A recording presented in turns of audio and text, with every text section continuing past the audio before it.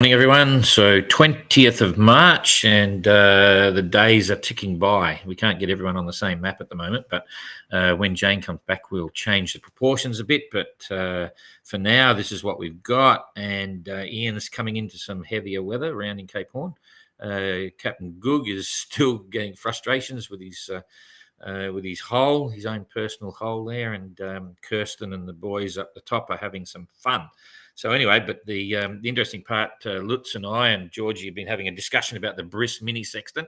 So if you weren't tuned in on the weekend, if you go to the Q&A session when I gave the answers, just follow it through. In there, we talk about the Briss mini sextant, which is quite interesting. You know, I've followed that guy for since the early 70s with his little boat sailing around the world, and I noticed his mini sextant many years ago, and Lutz has got online now. From when we brought it up, he was gobsmacked about the whole Briss mini sextant thing, and he's gone through the whole lot. Apparently there's a lot of videos on YouTube about it, and you effectively get this little mini sextant thing, which is little bits of glass, and you can even, it's so small you can just clip it onto your glasses and you look at the sun and you'll get one of the three key elements, which is your position.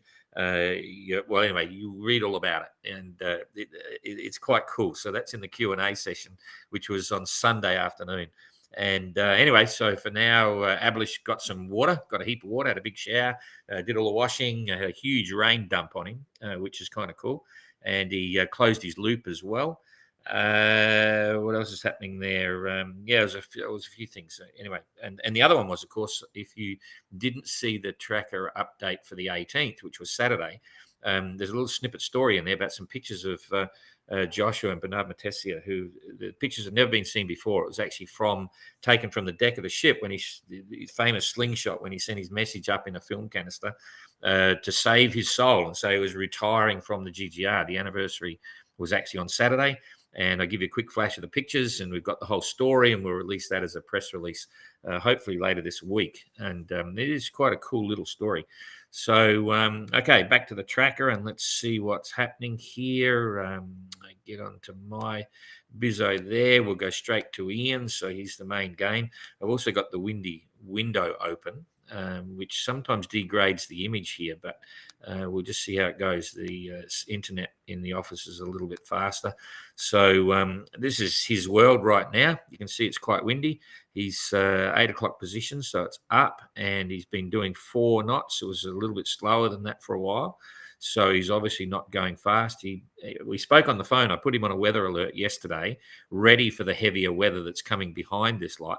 And he called and we had a chat, and he says, "Oh, anything in between?" I said, "Well, you just got this typical Southern Ocean stuff. This is all 30, 35 knots. Not quite getting there, and gusting higher." But he knows that, so he's working with it. But he asked me yesterday, was there anywhere he can go, to miss it? And I said, no, you can't really, because it's just going to cover the whole lot. But as it turns out now, this weather, which I'll show you in a minute, it's squashing up along the coast. So his current position is 56 south.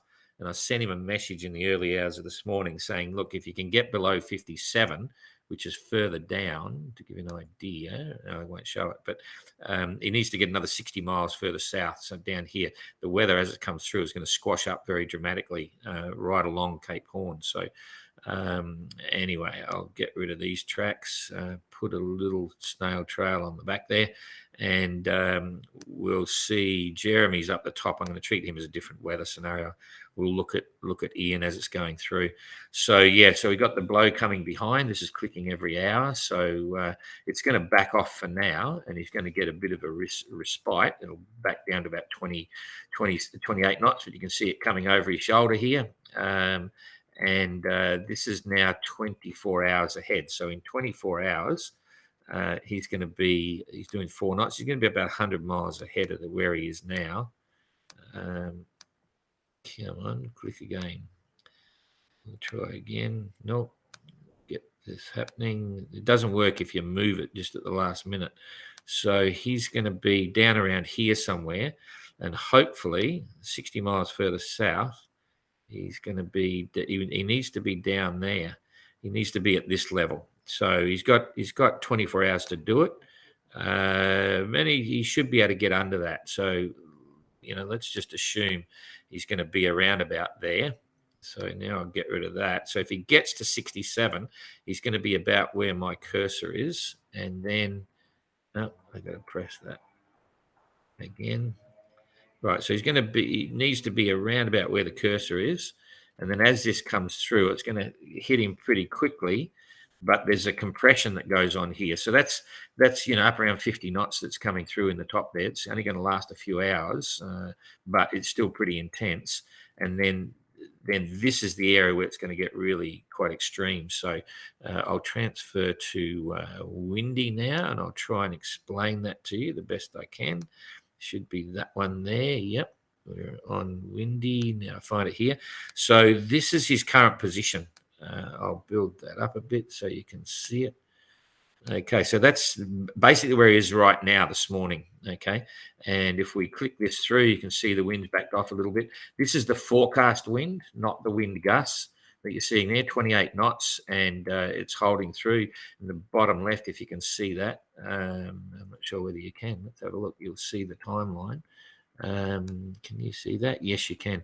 So come back here. You can see this is 6 o'clock in the morning. It's coming over your shoulder. Now, at this stage, if he can get down to 56, it'll be 100 miles the other side. And if it be below 57, rather, that'll put him down around here by the time this is coming through tomorrow.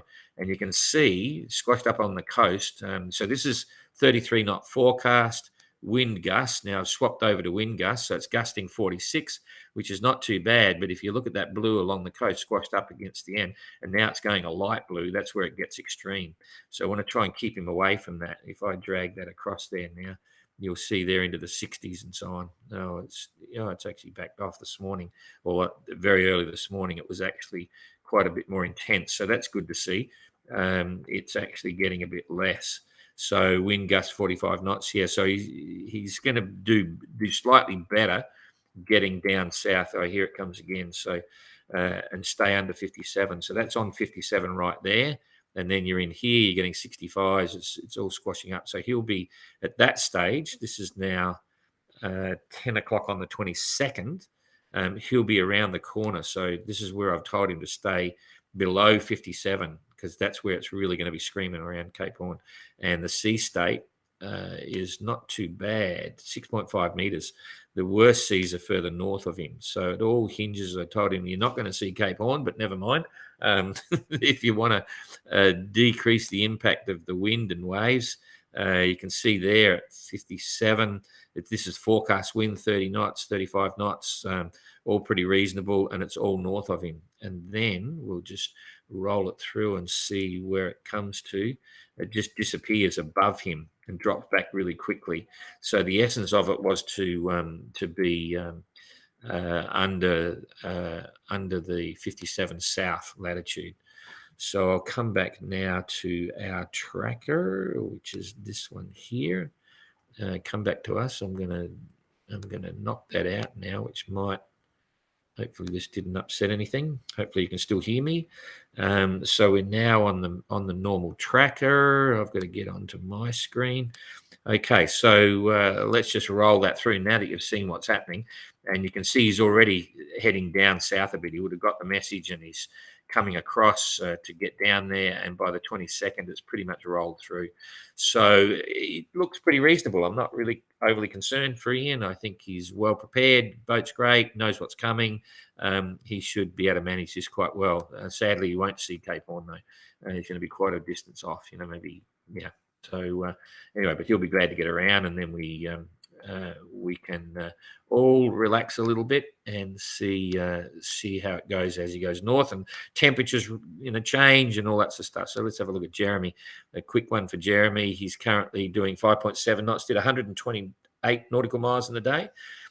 He'll be enjoying that. It's basically good weather when it's coming from the right direction. It's all behind him. So if we scroll that through till midnight, same again.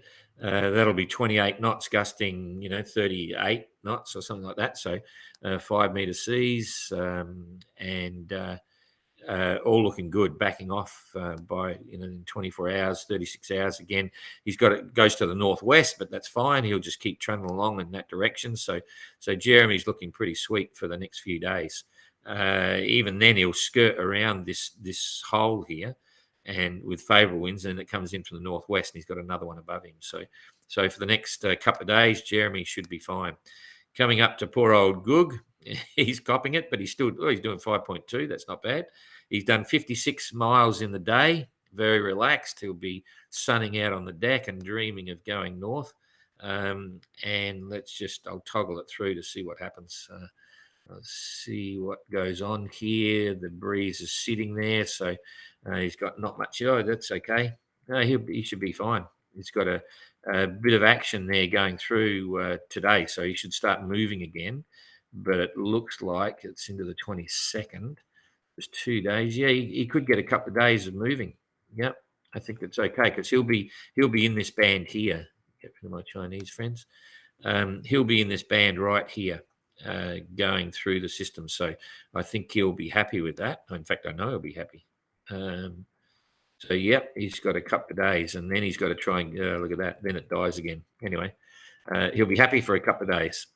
All right. So Abelish crossed his track. Crossed his outbound track. No, not Abelish didn't, but Simon did. Hang on. What happened here? Now, Simon crossed his outbound track. That's right.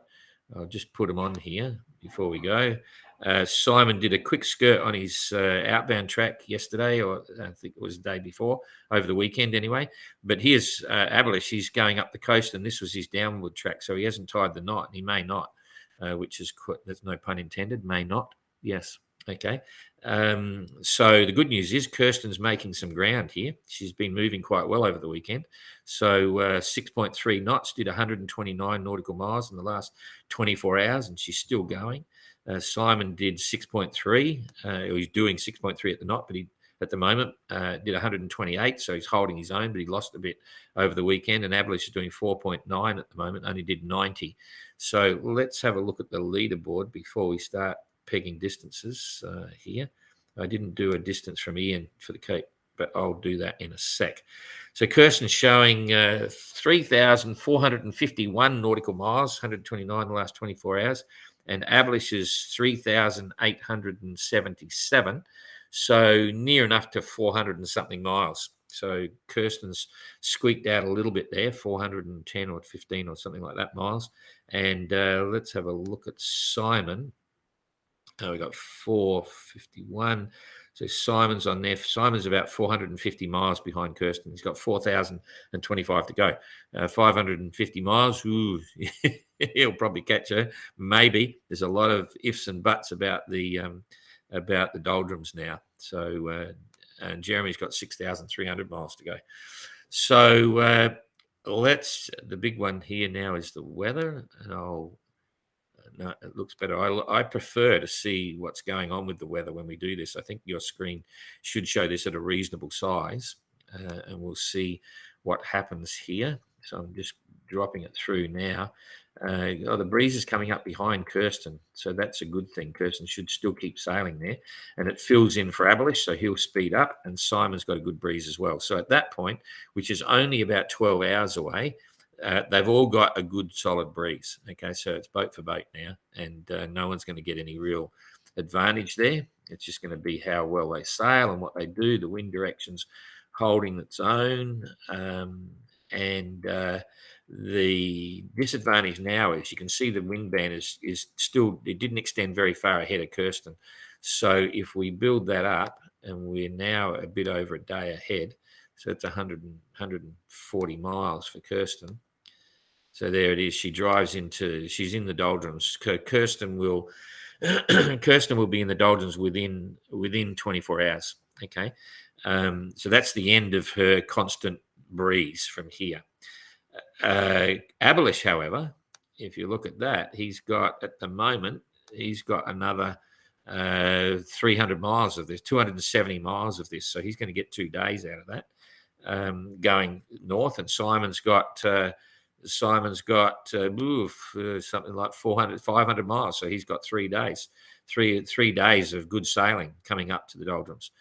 Getting to the doldrums first, yes, the back markers will catch up. But if Kirsten's lucky and she pushes through this in a lucky way and an efficient way, she could be the first through the doldrums and then get the break, speeding out at the end. But that's where the luck of the draw comes into it. So for now, I'm just going to go back and we'll just see.